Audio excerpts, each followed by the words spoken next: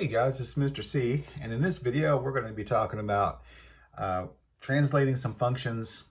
And so we're talking about moving functions basically on a graph, up, moving them up, down, left, and right, much like you would with a video game controller if you were designing a video game and you needed a character or a pixel or some kind of an item to move up and down, left and right. If you move the joystick up, down, left, and right. So that's exactly what they actually do when they program those video games.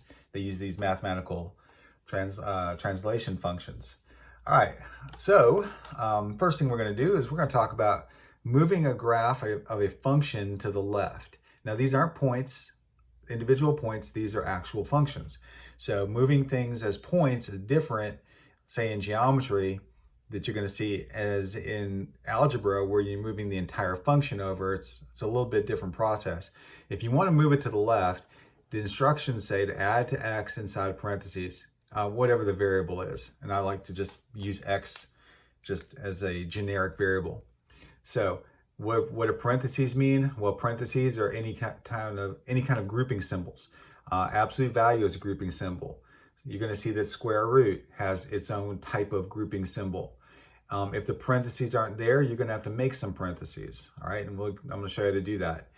Move to the right, you subtract from x inside the parentheses. Now these are weird because moving to the left, you would think you would subtract, right? But you don't, you add. Because again, we're talking about functions, and when you unwrap that function to move it to the left, you actually wind up doing the opposite, which is you would think it'd be subtraction, but it's actually addition. Same thing, if you move to the right, when you're unwrapping that whole thing, because of the way it's created, you're actually, instead of adding, you're going to be subtracting to get it over here. And the more math that you are exposed to, the greater your understanding is going to be as to why those things are the way they are and why they have to be that way.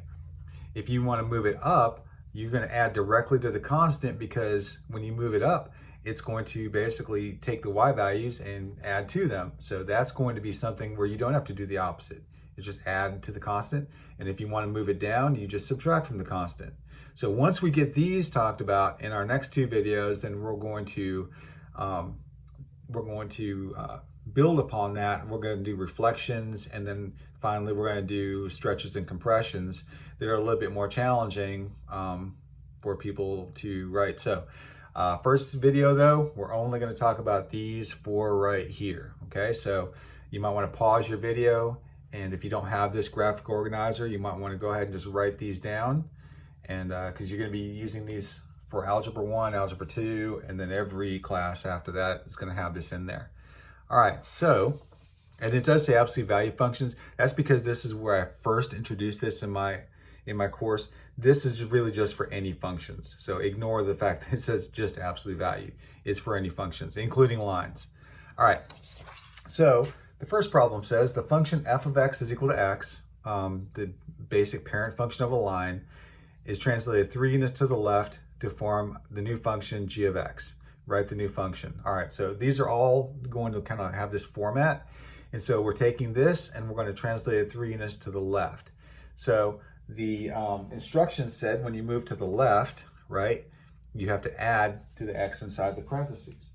So you might want to write this, f of x is equal to, okay? Now if you add to the x inside parentheses, you'd be x plus 3. Now, it is just a line, so there's no squared or cubed up here or any other type of issue going on. So you don't really have to have those parentheses here because it's not really affecting anything. So your final answer, if it's a line, is probably just going to be x plus 3. Okay, and that is going to be translated 3 units to the left. All points on that line are going to go 3 units to the left. All right, this one says the function absolute value of x translated 2 units to the right. And actually, just to be clear, let me bring this one back here. I need to be careful because it does say g of x, doesn't it? So what I really should have done here, and I need to pay attention to that, I should have called those g of x instead of f of x. Very common mistake, and I need to start looking at that at the end. Sometimes professors and teachers will want to keep the f of x notation. I do that sometimes. This time it did say g of x, so I need to correct myself and put the g there. All right, so now we got that straight. Okay, let's check out this one. All right, so this one says the function f of x is equal to absolute value of x, 2 units to the right. So g of x, let me do it correctly, so I pay attention to detail here. Okay, now to go to the right, this way, you subtract from x inside the parentheses. Well, these absolute value bars are grouping symbols. So you're going to have x minus 2 inside the parentheses, but they're really your grouping symbols, absolute value symbols. You don't have to put an extra set of parentheses in here for this one. And then that's it. All right, this one says, function f of x is equal to x. So line again, is translated 4 units up. Okay, so this time, g of x is equal to, okay, so if you want to go up, it does say you add to the constant. Well, the constant here was just 0. And so since the constant was 0, you're just going to put x plus 4. Now, the interesting thing about lines is that you kind of get 2 things out of one. This is 4 units up. If you graph this line, it's going to be 4 units up. But this line is also 4 units to the left. And so lines kind of have a double dose thing going on. The line is going to go up 4 units, but because it's a line, it's also going to go 4 units to the left. Now, the other functions aren't going to do this, just for lines. So as simple as lines are, they can get very confusing to students because what does this represent? Well, it could be 4 units up, correct? Or if you put parentheses around it, it would be 4 units to the left, which is also going to be the same thing. So interesting thing about lines. Okay, this one says x squared, f of x equal to x squared, 5 units down. So down says g of x is equal to, okay, we're going to subtract from the constant. Well, again, the constant is 0. So x squared, and then we're going to subtract 5 units, and that will pull that function down 5 units. Okay, this one. Now this one, we have a line. It's going to go 6 units to the left and 2 units up. Okay, so again, lines are strange because as simple as they are, you do get 2 kinds of things going on.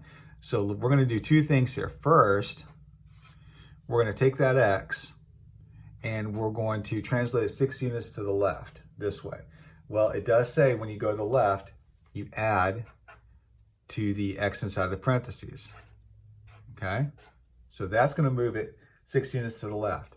The second one we have going on is 2 units up, and that says you add 2 to the constant. Well, the constant was 0, so you just add 2. Now, again, because it's a line, you could actually take these parentheses away, and you could make it x plus 6 plus 2, or x plus 8.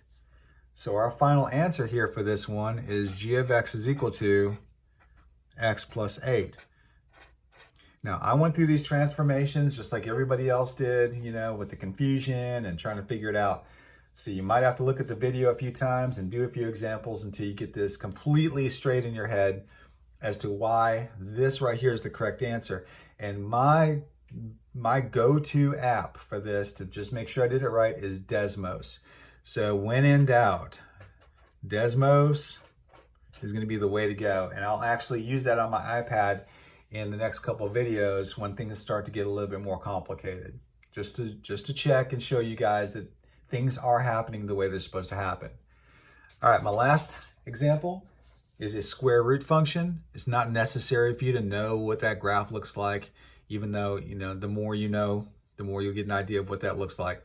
But it's translated 1 unit to the right and 7 units down. Okay, so our first function is going to be 1 unit to the right. Well, when we go to the right, we subtract. So square root of x minus 1. Okay. The second thing we have to do is we're going to go 7 units down. So since our constant was 0, we're going to just straight subtract 7 from the end.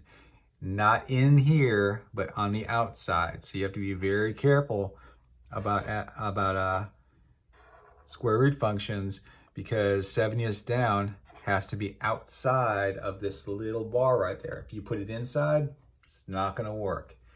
Okay, so what's my final answer? G of x is equal to square root x minus 1, and then a minus 7 at the end. All right, so those are some basic translations of functions, up, down, left, and right. Remember to like and share. Remember to subscribe to my channel if you haven't already. Got plenty more to come, and we'll see you guys later. Bye.